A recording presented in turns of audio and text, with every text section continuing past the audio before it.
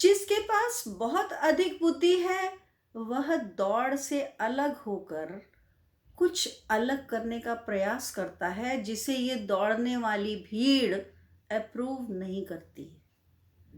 उस व्यक्ति को मूर्ख कहा जाता है, पागल कहा जाता है, सनकी कहा जाता है, जो भी भीड़ से हटकर कुछ भी सोचने का प्रयत्न करता है।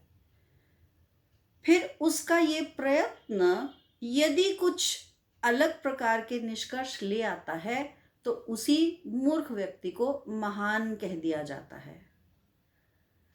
तो जो भी व्यक्ति अपनी उस अधिक बुद्धि का प्रयोग किसी खोज में लगाता है और भीड़ का हिस्सा बनने से इनकार कर देता है, उस व्यक्ति में इतना साहस तो होना ही चाहिए कि यदि उसे मूर्ख भी कहा जाए, उसे सनकी कहा जाए, उसे पागल कहा जाए, तो ये बर्दाश्त करने की उसमें ताकत हो, या फिर वो इन सब बातों पर ध्यान ही ना दे। ध्यान दीजिएगा, दो बातें हैं।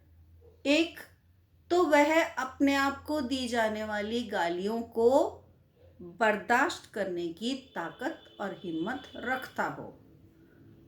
यदि ऐसा नहीं है तो वह दूसरा तरीका अपनाता है कि वो उन सब गालियों पर ध्यान ही नहीं देता जो वो सब दौड़ने वाले उसे दे रहे हैं। वो अपने काम में व्यस्त रहता है क्योंकि उसने अलग रास्ता चुना है। ये कुछ इसी तरह से है कि जैसे आप सब जानते हैं पृथ्वी तो गोल घूम रही है। पृथ्वी में केवल सूर्य के आसपास चक्कर लगाने की ही क्षमता और कार्य नहीं है, बल्कि पृथ्वी की दो प्रकार की गतियां हैं।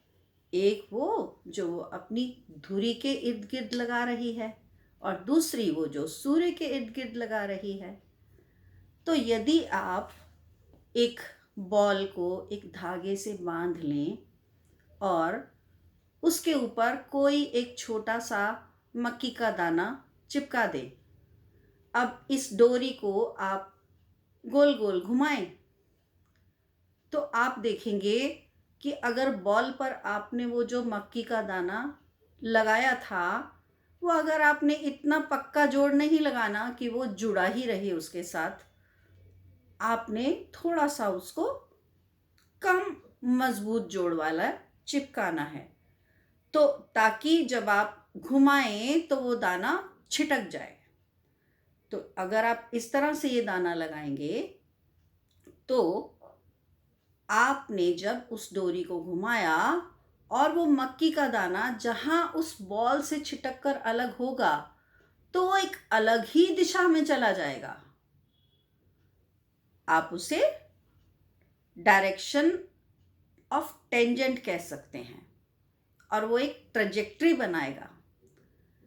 तो अर्थात वो जब अलग हुआ तो उसकी दिशा अब बिल्कुल अलग हो जाएगी और वो कहाँ जाएगा, अंत में कहाँ तक गिरेगा, वो डिपेंड करेगा कि घूमते समय फोर्स कितना अप्लाई किया हुआ था और वो उसी फोर्स से एक टेंजेंट की डायरेक्शन में जब वो अलग हुआ, उस अलग होते समय उस एक पॉइंट पर टेंजेंट की कौन सी डायरेक्शन थी उस डायरेक्शन में चला जाएगा।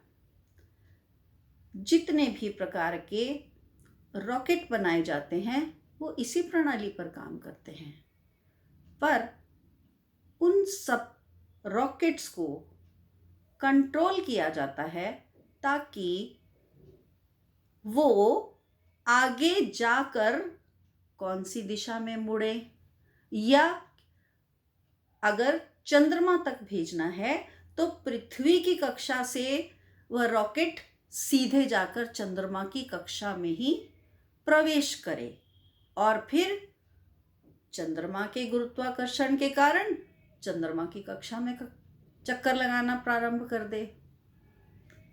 परंतु मनुष्य जो जन्म से ही घूम रहा है, एक दौड़ में शामिल है, उसकी सोच वह भी उसी प्रकार घूम रही है और कहीं भी टिक कर बैठकर मनुष्य सोच ले, जहाँ उसको आराम मिले, जहाँ उसे शांति प्राप्त हो, ऐसा कोई मानसिक स्थान, मेंटल स्पेस इंसान को नहीं मिल पाता है, जिसे वह अपना वो बैठने का स्थान, वो केंद्र बिंदु बना ले कि जहाँ उसे भागना ना पड़े। इसी के कारण हर मनुष्य भीड़ से अलग होने में डरता है कि अगर मैं भीड़ से अलग हुआ तो फिर मैं कहाँ जाऊंगा। भीड़ में हालांकि वो परेशान है, मगर फिर भी भीड़ से अलग होना उसे और भी अधिक खतरे वाला महसूस होता है, क्योंकि उसे वो रॉकेट साइंस नहीं आती जो जिस रॉकेट साइंस की मदद से रॉकेट को किसी दूसरी कक्षा में सुरक्षित स्थापित कर दिया जाता है।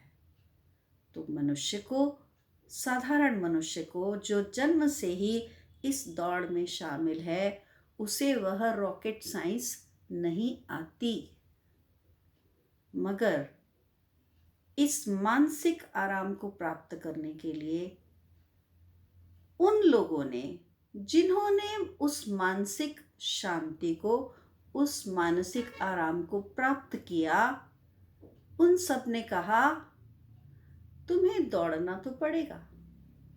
ये दौड़ना तो शरीर से भी दौड़ना और मानसिक रूप से भी दौड़ना, ये दौड़ कंपल्सिव है, ऑप्शनल नहीं है। It is compulsive, it's a compulsive race. क्योंकि इससे पहले कि आप अपने होशो हवास में आते, आप सोचना शुरू करते कि मैं इस दौड़ में क्यों हूं, आपको इस दौड़ में, इस रेस में डाल दिया गया था और आपके पास कोई तरीका नहीं है कि आप इस दौड़ से अलग हो जाएं। और अगर आप अलग होंगे तो आप अलग होकर कहाँ छिटक कर गिरेंगे, कहीं गिरने का भी कोई स्थान होगा या आप अंतरिक्ष में ही खो जाएंगे। वही भय आपके मन में भी सदा बना रहता है। परंतु जिन लोगों ने भी, जिन्हें इस संसार वालों ने भगवान का अवतार कहा या जिन्हें महापुरुष कहा, और जिन्होंने कहा कि हाँ, अगर ये रॉकेट साइंस भी है तो हमें इसका इलाज पता है, तो इलाज पता है तो क्या आपने बताया क्यों नहीं संसार को? उन्होंने जवाब दिया, हमने तो बहुत बार बताया, मगर इंसान के समझ ही नहीं आया, क्योंकि इंसान इतने धक्के खा रहा था, दाएं वाले से, बाएं वाले से, आगे वाले से, पीछे वाले से, कि उसके आसपास भीड़ थी। वो दौड़ रहा है, वो अकेला नहीं दौड़ रहा है, उसके साथ भीड़ दौड़ रही है और भीड़ एक दूसरे को धकेलती जा रही है। तो वो उन धक्कों से ही इतना परेशान था कि उसे हमारी कही हुई बात, हमने जो अनेक प्रकार से समझाई, वह बात भी उस मनुष्य को समझ नहीं आई। और वो बात क्या थी? हमने क्या समझाया? हमने समझाया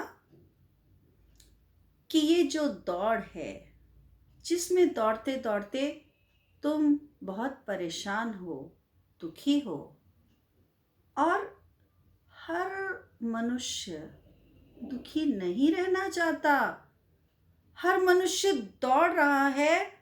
उसे ये बताया गया कि अगर तुम दौड़ में आगे निकल जाओगे तो तुम सुखी हो जाओगे,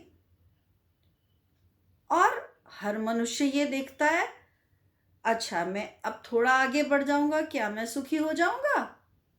तो उसे पता चलता है नहीं, अब तो मेरी दौड़ और भी बढ़ गई, मैं जितना आगे निकल आया था, ना तो मेरे पास पीछे जाने का कोई साधन है, ना मेरे पास इस दौड़ से अलग हट के उतर के खड़े होने का कोई साधन है।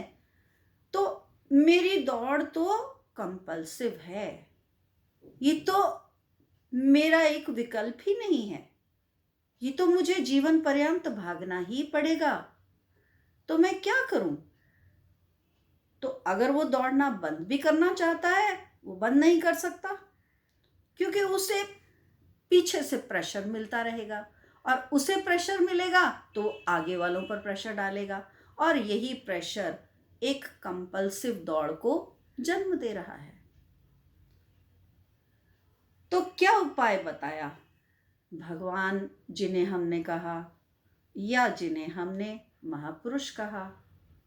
उन्होंने कहा, इस दौड़ से यूं छिटक कर रॉकेट की तरह टेंजेंट में जाने की जरूरत नहीं है, क्योंकि तब तो तुम ट्रेजेक्ट्री बन के कहाँ जाओगे? अगर वो तुम्हारे जो प्रोपल्शन है, जो तुम्हें फेंका जा रहा है, अगर वो फेंका इस प्रकार से गया कि तुम सुरक्षित कहीं और पहुंच जाओ, तब तो ठीक। मगर यदि तुम अपनी मर्जी से अलग होने की कोशिश करोगे तो फिर तुम खो जाओगे। तो जिस आराम को तुम ढूंढ रहे हो, वो आराम तुम्हें नहीं मिलेगा। तुम्हारा आराम न तो भागने में है, भागना शरीर से तुम छोड़ नहीं सकते, सोच से छोड़ सकते हो। कैसे छोड़ सकते हो? तुम अपना ध्यान न तो इस दौड़ में लगाओ, दौड़ो मगर दौड़ में ध्यान मत लगाओ। दौड़ो, क्योंकि दौड़ने के सिवा तुम्हारे पास कोई विकल्प नहीं है, इसलिए दौड़ो, दौड़ते रहो, मगर दौड़ पर ध्यान मत लगाओ। दौड़ पर ध्यान लगाकर तो तुम इस निष्कर्ष पर पहुंच ही चुके हो कि तुम्हारे आगे वाला, पीछे वाला, दाएं वाला, बाएं वाला सब इसीलिए दौड़ रहे हैं क्योंकि दौड़ने के सिवाय उनके पास भी अन्य कोई विकल्प नहीं है। तो इसलिए दौड़ते रहो, शरीर से दौड़ो, मगर अपने मन को उस केंद्र में लगाओ जिस केंद्र से बंधी हुई डोरी तुम्हें घुमा रही है। तो सोच का केंद्र बिंदु क्या है? उस केंद्र बिंदु पर ध्यान दो। उसी को अनेकों ने, उस केंद्र बिंदु को अनेक लोगों ने ईश्वर का नाम दिया। उसी केंद्र बिंदु को बुद्ध ने शून्य का नाम दिया, क्योंकि एक केवल वह केंद्र ही है जो दौड़ में शामिल नहीं है। उसी केंद्र को कबीर ने कहा, चलती चाकी देखकर दिया कबीरा रोए, दो पाटन के बीच में साबुत बचा न कोई। यानी कि चक्की में आप कहीं भी हो, अर्थात उस घेरे में जहां सब दौड़ ही रहे हैं, वहां तो आप दौड़ने से और दौड़ते हुए धक्के मुक्के खाने से बच नहीं सकते, मगर बचने का केवल एक उपाय है। यदि जो दाना जिस प्रकार चक्की के मूठ से चिपक जाए तो फिर वह घूमता नहीं, वो केवल मूठ के साथ ही रह जाता है। इसी प्रकार यहाँ बात फिजिकली, उस शारीरिक रूप से उस केंद्र से चिपकने की नहीं है, मानसिक रूप से यदि आप अपना ध्यान उस केंद्र पर रखेंगे तो आपकी शारीरिक दौड़ भले ही कितनी हो, आपको मानसिक शांति, मानसिक आनंद तभी प्राप्त होगा जब आपने अपना वो केंद्र चुन लिया है। आपका अपना केंद्र क्या है? आप ही की स्वयं की बुद्धि, जो कभी तर्क की दिशा में दौड़ती है और कभी कल्पना की दिशा में। और ना इधर की उड़ान का कोई दूसरा छोर है, ना उधर की उड़ान का कोई दूसरा छोर है। आप जिधर चाहें उड़ान भर सकते हैं, परंतु आप अपना संतुलन खो देंगे यदि आपने अपने ध्यान में अपने उस मानसिक केंद्र को नहीं रखा। और संतुलन बनाने के लिए उड़ते समय भी आपका ध्यान उस केंद्र पर ही है कि आपको याद रखना है, आपको वापस उसी केंद्र पर लौटना है। क्योंकि जितने ऊंचे आप उड़ेंगे उतनी अधिक दूरी आपकी उस केंद्र से बढ़ जाएगी। उसी केंद्र को किसी ने ईश्वर कहा, उसी केंद्र को सबने अलग अलग नाम दिए। वो जो आपकी स्वयं की बुद्धि का केंद्र है, क्योंकि बुद्धि दो भागों में बटी है। एक तार्किक शक्ति प्रदान करती है, दूसरी काल्पनिक शक्ति, कल्पना शक्ति, क्रिएटिविटी। एक लॉजिकल ब्रेन है, एक क्रिएटिव ब्रेन है। तो वह बुद्धि जो इधर भी उड़ सकती है और उधर भी, जो तर्क शक्ति की ओर भी उड़ती जा सकती है, दौड़ती जा सकती है, और कल्पना शक्ति की तरफ भी उड़ती या दौड़ती जा सकती है। आपकी ये उड़ान कहाँ तक हो सकती है, इसका अंतिम छोर किसी को ज्ञात नहीं, न तर्क शक्ति में न ही कल्पना शक्ति में। परंतु इसका अनुभव प्रत्येक मनुष्य ने किया कि बुद्धि की उड़ान भले ही तर्क की दिशा में हो अथवा कल्पना की दिशा में, दोनों ही दिशाओं में दौड़ है। और दौड़ जहां एक खोजने का आनंद देती है, एक्सप्लोर करने का आपको आनंद देती है, वहीं कहीं ना कहीं आपके मन में दुख भी उत्पन्न करती है।